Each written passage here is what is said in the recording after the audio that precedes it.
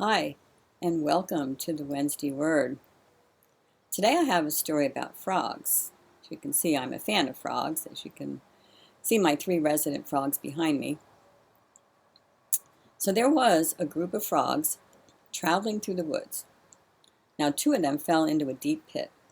When the other frogs crowded around the pit and saw how deep it was, they told the 2 frogs that there was no hope left for them. However, the 2 frogs decided to ignore what the others were saying, and they proceeded to try and jump out of the pit.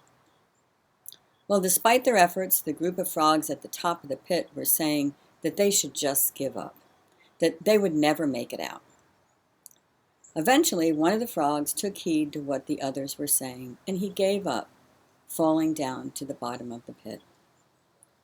The other frog continued to jump as hard as he could.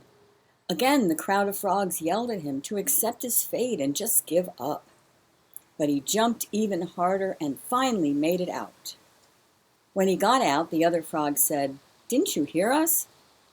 The frog explained to them that he was deaf. He thought they were encouraging him the entire time.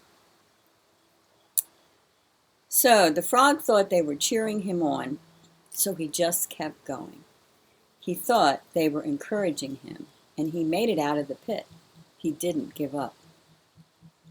Sometimes that's what we all need, an encourager. Someone who believes in us and supports us. Do you have friends like that? When you fall in a pit in this life, do you have encouragers? Remember Barnabas, Paul's buddy? Now he was an encourager. He always saw the good side of people. He saw past their failures to their potential for good. Do you know his real name was Joseph? But he was so well known for his encouraging words that they began to call him Barnabas, the encouragement kid. Barnabas was the friend that vouched for Paul when he first arrived in Jerusalem. He went out on a limb to stand up for Paul to the local Christians. Barnabas was the kind of guy that always seemed to be there when you needed him. He was the kind of person that devoted his entire attention just to you. He made people feel big when they were feeling small, and he made them feel hopeful when they had failed. He kept people going who otherwise might have given up. And he cared more about the success of others than his own. The result was that most of his key friends are better known than he is. But the whole family of God is richer because of it. What we say can have a powerful effect on people's lives. We all need a Barnabas in our lives, but then again, we all need to be a Barnabas. We need to be the kind of person who takes the time to lift others up and help them find a way out of the pit.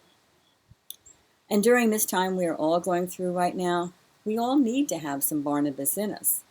It is easy to get to feeling down and maybe begin to slip into that pit. Is there someone you've been meaning to call?